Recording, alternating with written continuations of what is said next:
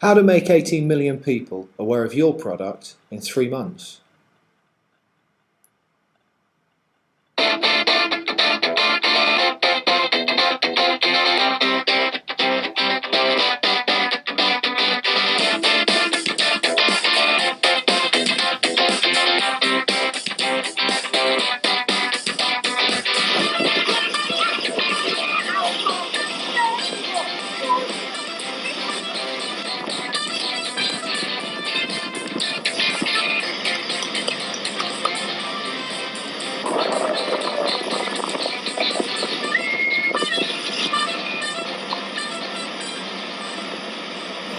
This is Ed and Pete celebrating finishing the GORE-TEX Arctic Challenge!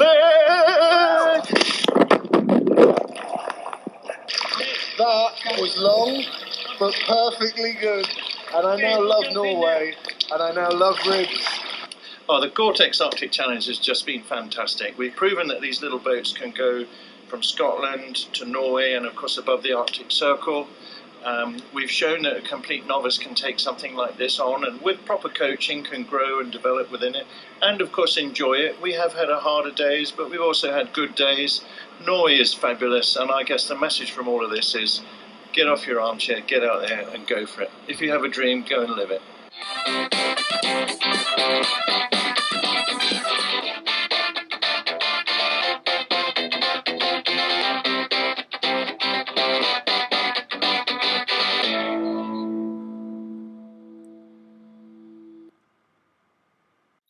That was a bit of footage from some of the content we used on a recent campaign for the GORE-TEX Arctic Challenge.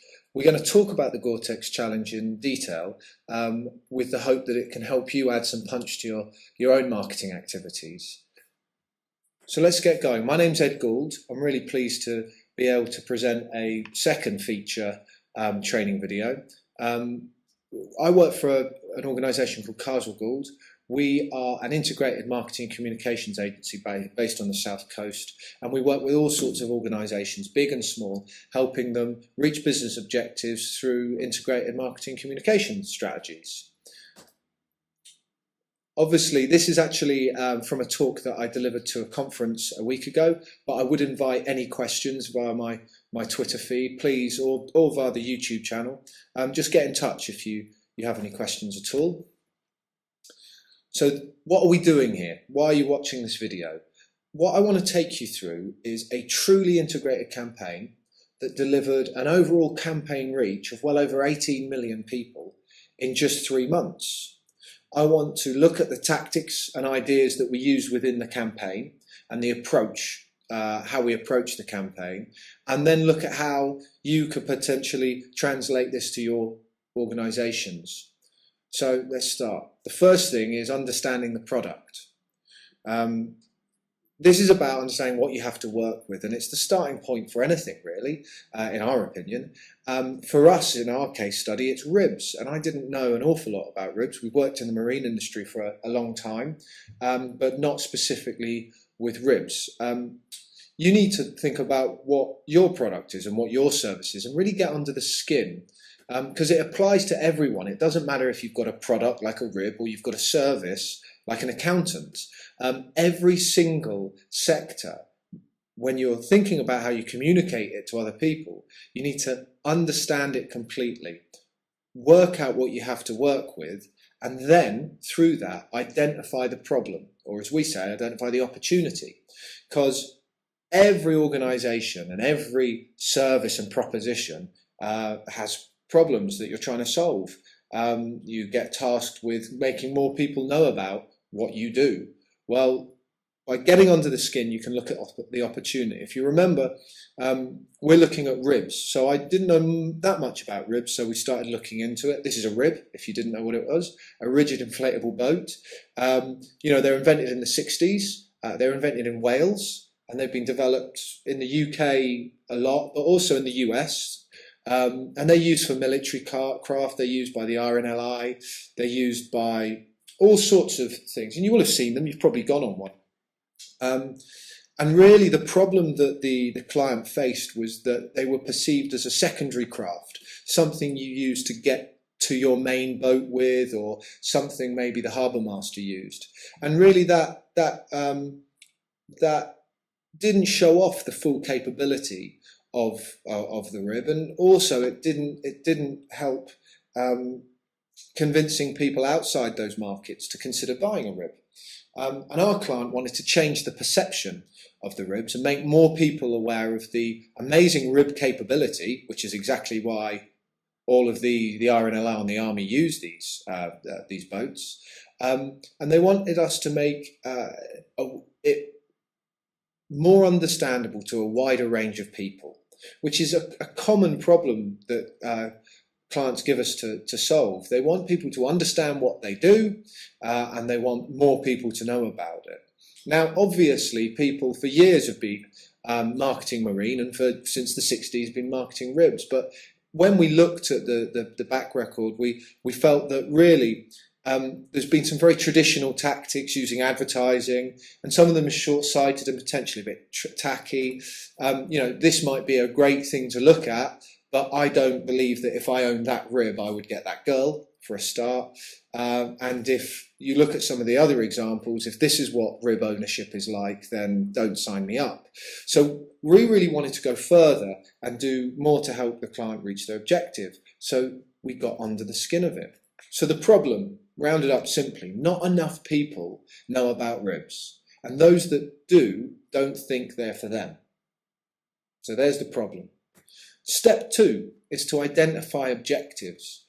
So we understand what the problem and opportunity is and what the client's asking us, but we need to identify key objectives to make sure that we prove that this happens. And our key objectives in this case were very simple, because it comes straight off that problem. We needed to get more people interested in ribs, and we needed to get more people interested in ribs for a greater use. And that was the real addition. It was making people understand that there is a wider range of use of ribs. From there, we expand it into a full brief. So when you're looking at yours, expand yours into a full brief. And that might include a project overview. It might include budget and resources. It might include physical and environmental factors, target markets and influencers, timescales. I'll go through this bit again. So that might include project overview and client expectations, budget and resources that are available, physical environmental factors, all sorts of things, timescales, people and stakeholders. And the reason you do this is all of these factor into the result, the thing that you're going to put forward to reach the objectives. For example, how many times have you started a piece of work? It doesn't matter if it's marketing or business or finance, and the people that you've come into contact with have affected the delivery of that work. What we try and do is understand all of the things, the level of understanding of the people working on the project. For us, we were dealing in Norway, so there was foreign language issues to contend with. And all of this gets put down at the beginning. Now, there's one other point that you need to have, and it's something quite big, and that is obviously a big idea. How nice, good graphic. So the big idea, it doesn't matter how small the objective is you're trying to solve, without an idea, all you're really doing is pushing out information. You can reach your objectives without a big idea, but to really reach and exceed them and to do something special, you need a big idea. And that's, and ideas come from anywhere. Speak to your family, speak to your friends, speak to people that you deal with, other people in the office. They come from the T-boy to the top. So no idea is wrong. Listen to all of them. Our big idea for our project was the GORE-TEX Arctic Challenge. Great, what's the GORE-TEX Arctic Challenge? So the GORE-TEX Arctic Challenge was designed to be a world first. It was an on-water adventure, sort of like Top Gear adventure style, which saw a crew of 8 people travel 1,000 miles from the tip of the UK all the way up into the Arctic Circle in 6 days. So it was a big undertaking. And we wanted to do this because we wanted to make things come alive. We wanted to take people with us on the journey, and we wanted the whole campaign or the engagement strategy to be experiential. We didn't want to just pop an advert up and spend money on that. Budget was low, there wasn't enough money for media. So we decided to go down quite a heavily digital direction and take people on the journey with us. And these are the sorts of things that we saw. We had all sorts of content that we'll come on to, but we benefited from being able to use the backdrop and the scenery and the adventure itself as a core to bringing people into this campaign and to deliver what we were aiming to do, which was show people how good these boats were. So we've got an idea and we know what we want to do. We know what the objective is. The next stage, which we talked about in the intro, is how you can create a really linked plan of action for this.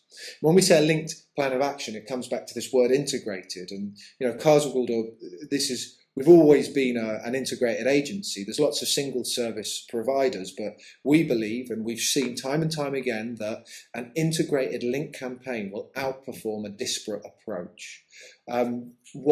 How does an integrated plan look? What does it look like? There's an example. They come in all sorts of shapes and sizes.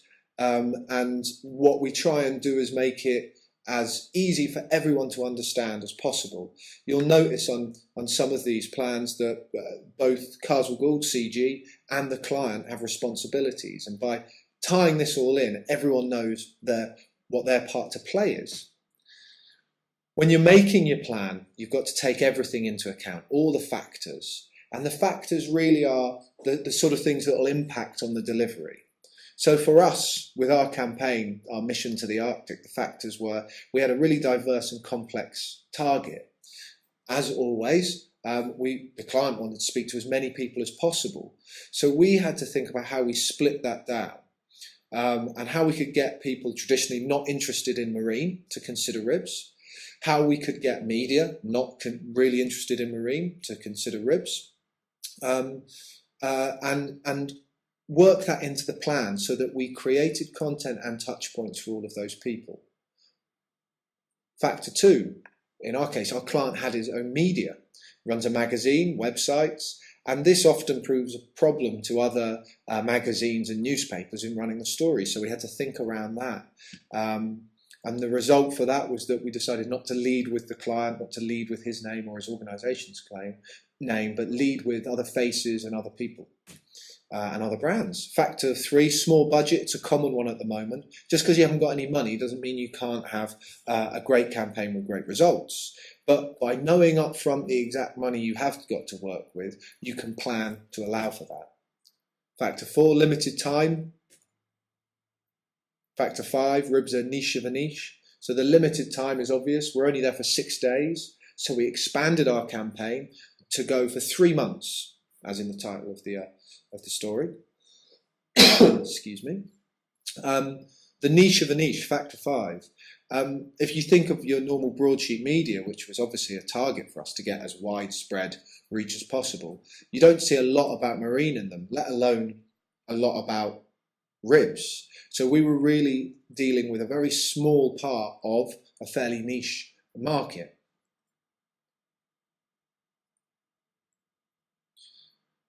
Factor 4, geographical issues with connectivity and live broadcast. So I want to do a live campaign. How the hell do I keep it live when we're going 1,000 miles across the North Sea and up to the Arctic Circle?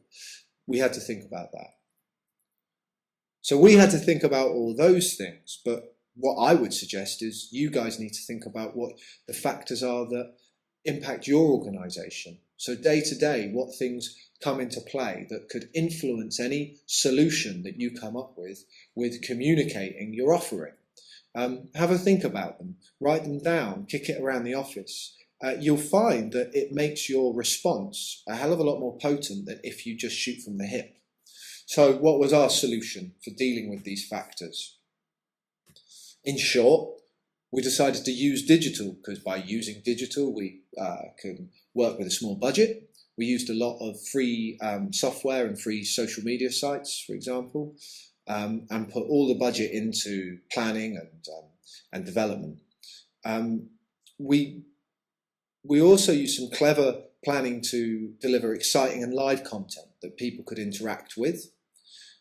We launched at RibEx, which is an event that our client ran, so that gave us a good launch point. We branded as the sponsor, GORE-TEX, rather than as the client that had media, his own media. We delivered live and exciting content. We developed relationships with bloggers and media in order to make sure we got coverage. One other thing about making sure we got coverage, we invited a Telegraph, through our connections with the media. We spoke to some journalists, we found a few that were up for it, and we identified one in particular, Bryony Gordon, and we invited her on the boat, and she actually came as the crew, which meant that we would get good value from her ongoing. And then also to make sure that we had good communications during the challenge, I got on the rib myself. It was a perk, but it also meant that we could deliver stuff ongoing. And the last stress factor, if you think about this live connectivity, we actually built an application and we built technology that would enable us to present a live approach. So what does this look like planned out? In the centre there's the idea, and that's what it's all about, creating a live and exciting event. And then off that we have a series of areas that we had to do work within. We had design, press and media, web development and social media. We didn't do any advertising because the client himself was doing advertising in his magazine for it, and there wasn't really the budget to spend on that. So let's look at these individually. Design. So branding, making sure that the sponsors' brand direction was followed, making sure that all of our channels and even our boats and our outfit, everything linked together and looked similar. So no matter where you came into contact with our campaign, you would recognise it in comparison to the other touch points. So it's really important. It's often something that's forgotten. The design and the branding can't be undervalued. It's not something you can chuck off to a cheap art worker. It's something that you should value because it underpins everything you do. And you need a strategic design solution that covers everything you're doing within the plan. The web development side. So we built the website, but because budgets were small, we built it in a platform called Tumblr, which is free. But we edited within that free landscape. It sped up the process, reduced the costs. It also enabled good SEO and good sharing capability. And that Tumblr website really became the hub of the information where everything else fed into. We also built something from scratch, and what you can see here is we're using Google Maps, and then we've integrated tracking things that you can see next to Rob here, these two tracking beacons. These are used on container ships. We took one on each boat, and our progress was tracked the whole distance, and we built a new piece of kit which we called GPS Social, and what that enabled us to do is tweet from any position. So even if we went out of range, there was still a position or out of connectivity. We could still present a live feel to the overall campaign and the overall event because the line continued, and we could backdate tweets and time tweets to appear at certain times. This really proved hugely successful and hugely popular. People enjoyed it immensely. We then tied in to the web development, social media. So in the middle there you see the hub. In a very basic format, we set up, this was a visual campaign, we set up Flickr, YouTube, Twitter and Facebook, and we pushed content to all of these individually. So while we were on the boat, we were taking photos, making videos, these were getting fed back to the main office, and they were all getting fed onto the individual channels, which then updated in turn the hub, the information hub. Some of these proved better than others, as you'll see. And finally, press and media. We're big on social media and big on digital marketing, but we also feel that too many people forget some of the traditional tactics that really deliver results.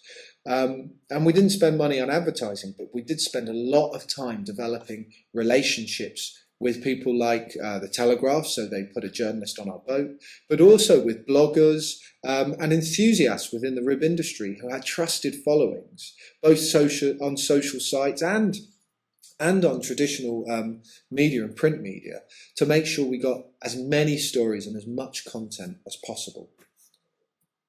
And that's really the next point. Whatever you do, whatever your big idea, whatever the strategy, content is king, especially when you're dealing online. we had to create as much content as possible, because that content would give us things to talk about, things to be covered, and it would also offer a legacy. So anything from photos and videos and to written blog updates, to radio interviews that went live during the boat.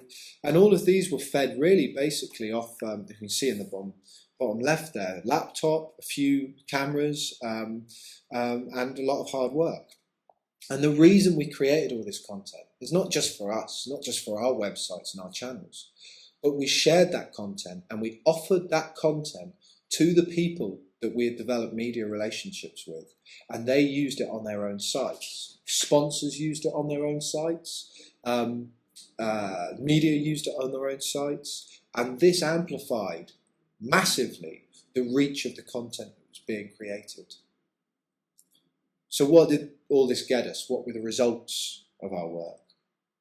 Well, first of all, the boasting bit, it got shortlisted and has already won 1 award, but it's shortlisted for 4 awards. That's great, but from the client's point of view, remember what the aim was. The aim was to try and get more people to consider ribs and think about ribs, but also for a greater number of uses.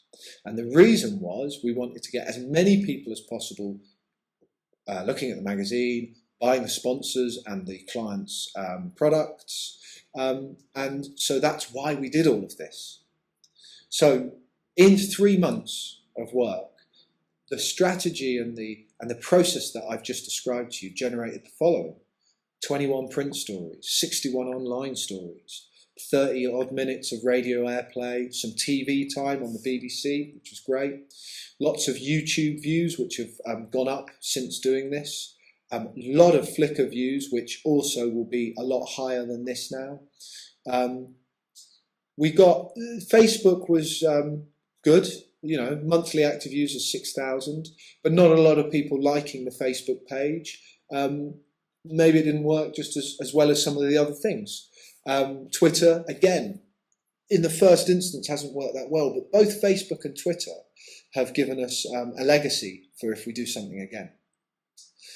So totaling the overall thing, well over 18 million, almost 19 million total campaign reach. And a campaign reach is not the number of people that actually saw this, but it's the boast figure. It's the figure of all of the circulations added together in everywhere that we got coverage and content in. But if we actually look at something that's another way of measuring success, equivalent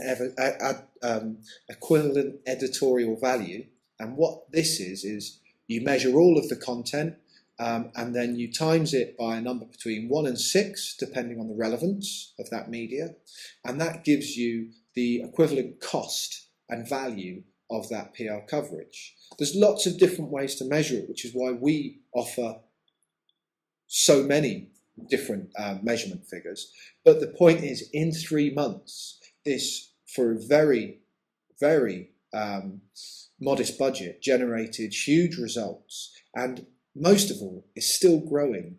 Because we use digital content and because people were talking about this so much, we're still getting coverage now, we're still getting interview requests, and we're still having people logging onto those sites. And this legacy will be there, as I said, for next time. And next time is next year, and we're hoping to go to Africa, and when we do, we'll re-engage with all of those relationships that we've started. And this will give us an even better result at the end of it. So great, we succeeded and we did a good job, but we're a marketing company and so we should. How can you apply the ideas I've talked about within your own organisations? How can you make them work for yourself? Well, I guess as the key themes are what I would come back to. So these would be identifying a problem and making the most of an opportunity. Do you remember we said really getting under the skin of what your business or organisation does, understanding it from everyone's point of view, including and most especially the customer's point of view. The next point, create a winning brief, a detailed brief, write it down. Even if you're doing the work yourself, write it down, because that will be the deliverables. From that winning brief, share it, talk to people, Explore the ideas and get a big idea that will help carry this, a theme, something to hang your hat on that says, this is what we're doing. Once you've got that big idea, it's about planning your tactics individually and linking them together to amplify the effect. As you start work and as you're doing stuff, measure as you go. We only had 3 months, but most of our activity at Carswell Gould for clients is ongoing. And nowadays it's less about individual campaigns and more about ongoing relationship building. So what this means is you can look at what works and doesn't work. Remember I said Facebook didn't work so well. So if you're doing this over a longer period of time, you can actually reduce the ineffective activity and increase the effective activity to hone and perfect what you're doing. Number 6, content is king. Without content, your website is nothing, and certainly none of your engagement strategies will be up to much. Content has to be relevant. It has to be interesting, not in your eyes, but in the eyes of the targets that you're trying to talk to. So make sure you think about that when you're thinking about the big idea. What can we provide? How can I position my product or service as a solution to the needs of my potential targets and followers? Another number 6, because the studio numbered it wrong, develop a community that trusts you. And as I said, offer them your product and as a solution to their needs.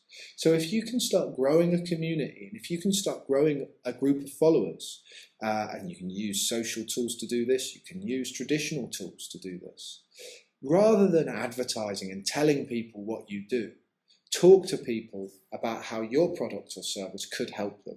Ask them what the challenges are that face them, and then offer yourself in as a solution. So resources, on from here. How do you make this go further?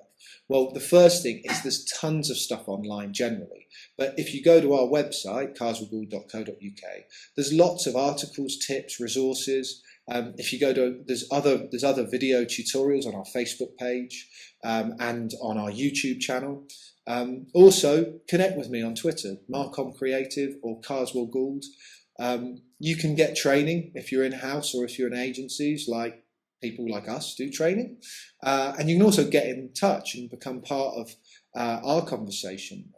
And you know, if you've got a product or service that you're struggling to find a solution for, then shout. It's free to talk. And if we can come up with a good idea and with a good response, then maybe we can do business, because we're always looking for new challenges.